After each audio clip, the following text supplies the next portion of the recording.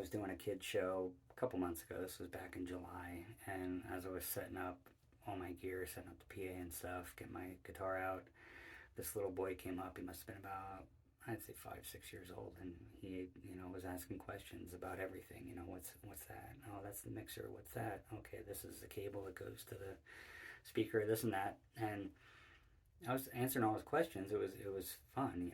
I love talking music and gear and stuff, whether it's to a 6-year-old or a 60-year-old. But his mom was, a little uncomfortable and would try to, okay, let's leave him alone, let him set up and stuff. And I would keep reassuring her, no, this is fine, and it was.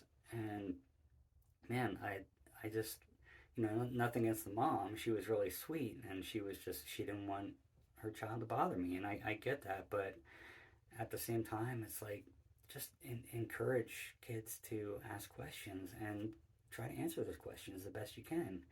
Now, I have a 4-year-old and a 7-year-old, so I get a ton of questions every day, and it's it's great. I mean, it can be a lot, but I try to answer every single one, and if I don't know it, I say, hey, let's look it up. Let's figure that out together, and that's incredibly rewarding.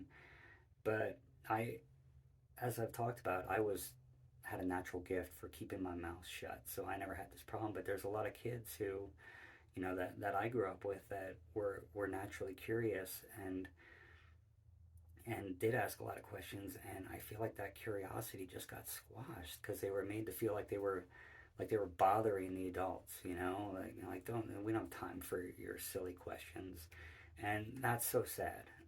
So yeah, just answer the questions, and it's not a chore. It's you should be glad that they're asking you because they're looking up to you and they want the answers from you, and you're not going to have all the answers, and then learn it together, and there you learn something. You should be learning something every day, and I am so grateful that I have kids that I can learn with. And anyway, answer the questions, and yeah,